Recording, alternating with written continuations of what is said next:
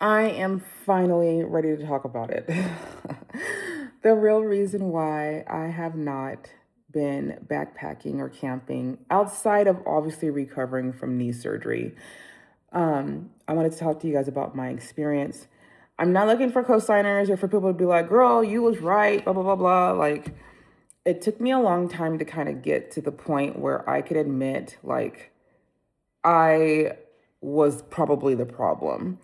Um, so last year I was had my knee surgery scheduled. I had went backpacking with two really amazing ladies on a fairly relatively easy hike, but for me and where my knee was, and I had been like losing weight at the time, so I was feeling like I was probably better than I was.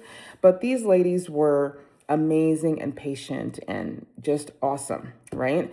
So with that experience, I felt like I could go again before I have knee surgery.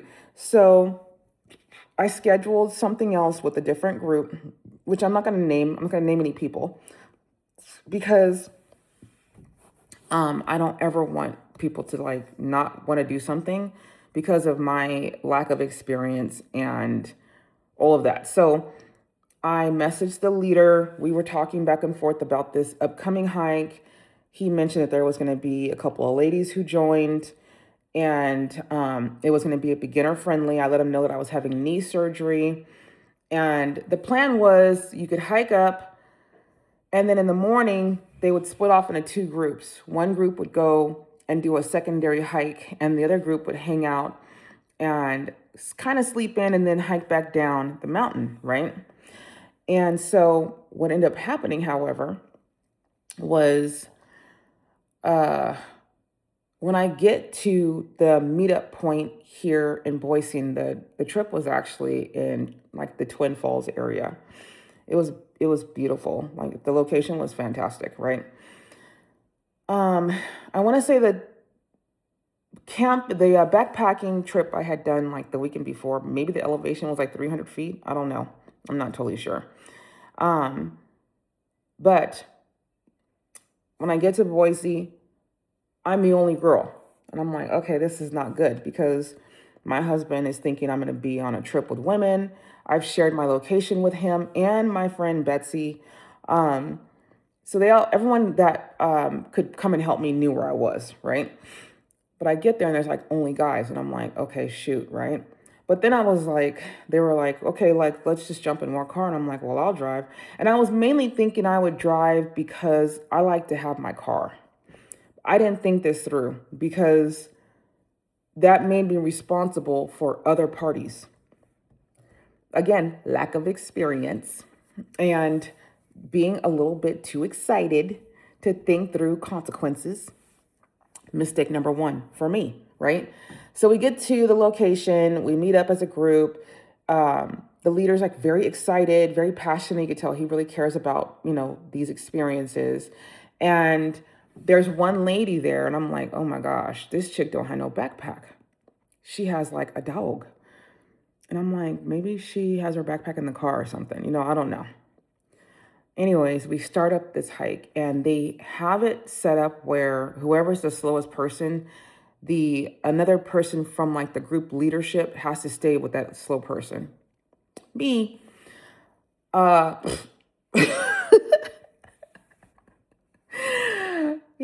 my mom has always gotten mad at me for trying to bite off more than I can chew. It was like 800 something elevation and I was dying.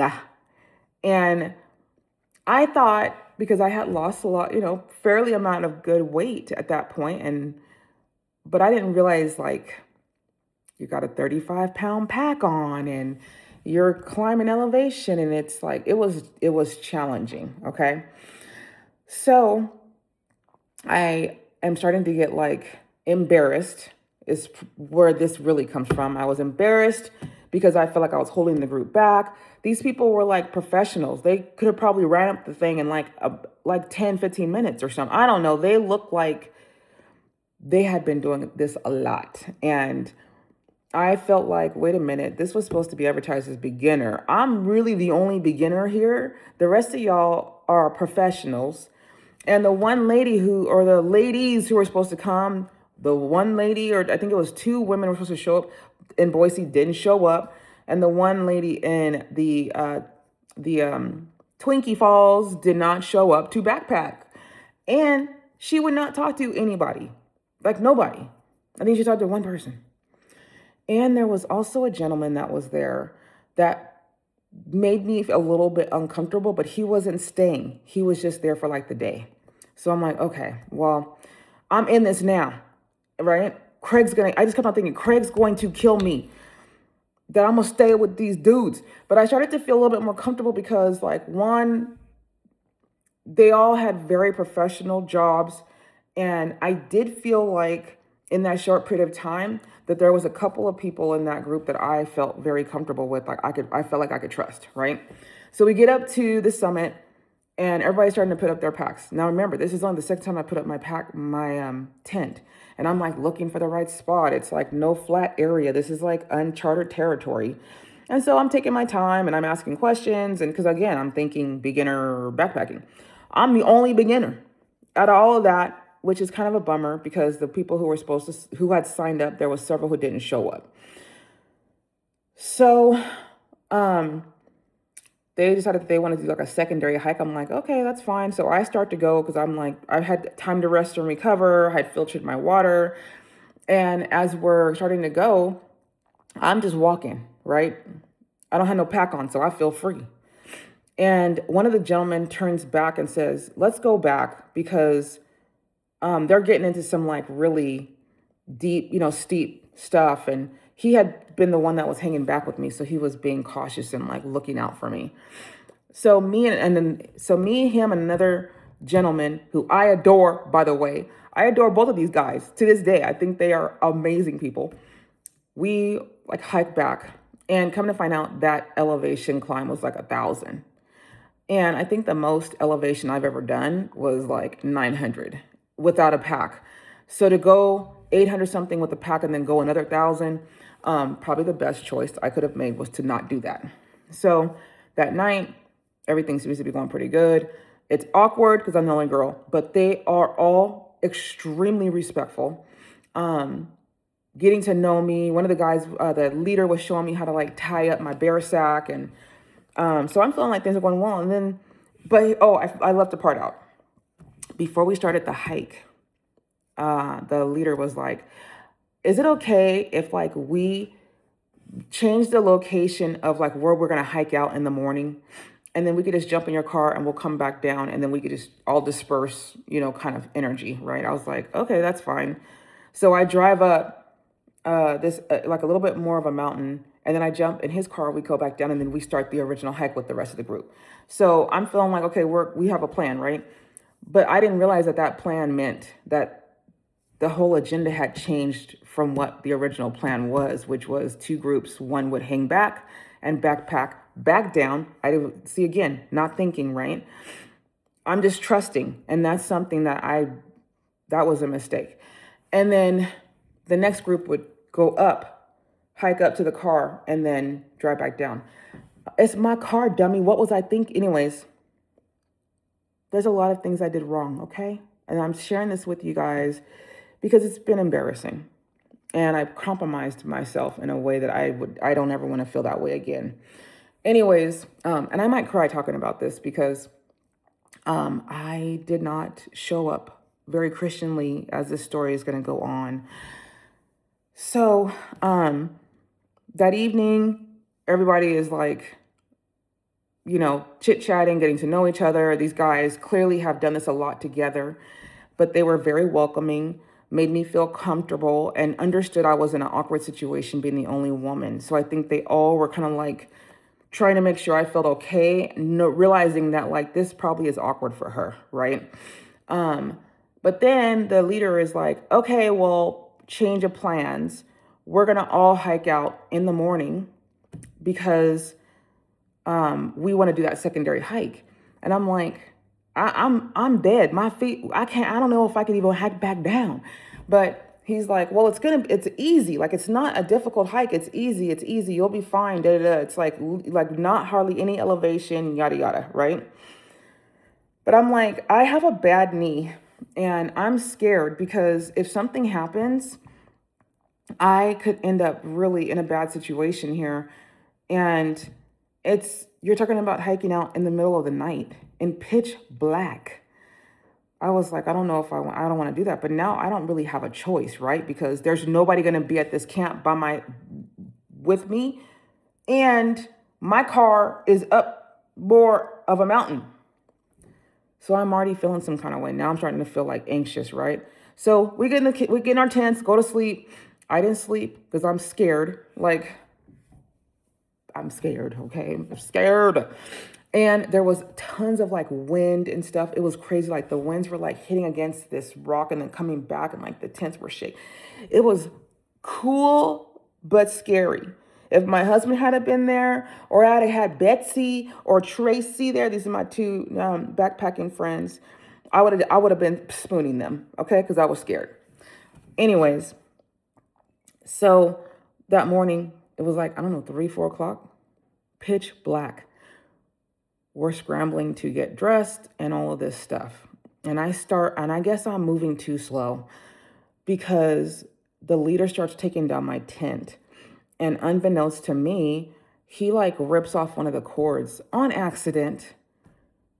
From his perspective, he probably thought he was helping me. But from my perspective, I felt like it was a violation. Like, you're in my tent, moving my stuff around, trying to, wrap stuff up and everything. And I have a very particular, if you know me, you know I have ADHD, okay? I'm pretty sure I got OCD too. But I have a very particular way that I have my stuff packed because it worked for me. I didn't feel any pain when I was backpacking. So I was very upset that he would do that. And in the moment, I started to get very angry. And I was already pissed off because it was like 3 o'clock in the morning and I was not comfortable doing what we were going to do. I did ask the guy who was like tracking behind me I just said, don't do that. It makes me feel pressured. Like I have to move at a certain tempo and I'm not ready to do that. I will catch up. But it was pitch black. So I've got my little headlamp on and my heart is racing. I'm scared. And I'm hearing stuff behind me, and I'm the last person. The other guys, they're walking up, they're turning around and waiting. There's like 3 groups now. There's like the guys who probably ran up there. I don't know. They like some trail runners they're just amazing, which included the leader. Then there's like another gentleman who I think he's training for like the Pacific Crest Trail. So he ain't thinking about nothing. He trying to get up there and get his miles in. I have a better understanding now. And then there's the gentleman who waited for me. He kept turning around and waiting. But by this point, I'm crying. I'm crying and screaming and cussing. I know I'm a Christian, I know, but I was cussing. I was screaming, crying, cussing. It was not pretty at all. And by the time we get up to the summit, I'm sweating and crying and like screaming. I'm hysterical. And I'm embarrassed that I acted like that, but I was pretty hysterical because I was scared that I was going to hurt myself. I was scared of the environment and the elements, and I was scared with not being able to see in front of me. So we get up to the top of the summit, and he's like, "Turn off the lights," whatever. And we turn off the lights, and they're like, "The stars." And in my mind, I'm like, "F the stars," and I might have said "F them stars" out loud. Lord forgive me, God created that, and I was like, "F them stars, F y'all. I hate this. I hate y'all. I hate everybody." Like, I stopped caring, okay? So we get up. Now they're all in my car. And by the time I got into my car, I started to calm down. But I was still like wound up from fear. And I told the leader, I said, "Why did you tell me that was easy?" And he was like, "Well, I felt like if I told you the truth, you wouldn't want to do it." I said, "But you took away my choices." Now, I think from his perspective, there was no way that they were going to leave me on that mountain by myself. Period. There was no way. And I think the people that were supposed to show up didn't show up. So instead of him just saying, "We need to change plans because of the people that did not show up," or whatever, it was like, let me trick her because she's inexperienced and I don't want her to freak out on me. Well, it didn't work because I freaked out on you. Like, I freaked out, okay? And I'm out there and I just felt like a fool. I felt like a fool. So I ended up, we would drive to the second location, right? And then the guy that was there the day before that didn't stay showed up. He was, I couldn't read him and I was uncomfortable with him. All the other guys, they wanted me to like drive up this mountain, but it was like I had just got my truck and it was apparent that if I did this, I don't know how to four-wheel drive and I could probably tear up the bottom of our truck and my husband would really kill me. He would have been more mad about me being in this situation than the truck. But I said no. After a couple of attempts, I was like, no. And I just backed up and went into a parking space. And then the five of them and like they all took off. And the one guy that I didn't feel comfortable with was like, I don't want to leave you here by yourself. And I was like, I really do not want this man to stay with me. But I was like, oh, I'm going to start trying to hike it. I had no intention of hiking it. But now I'm feeling like I have to try this because I don't want to sit in the car and this guy be like circling the car. I just didn't feel comfortable, okay? So I start hiking with the scary guy. And without him knowing, I took a couple pictures of him and I sent him to Craig. Thank God these messages did not go through. Because if my husband had have known what I was up to, he would have came out there and been so mad at me. He would have been so mad at me.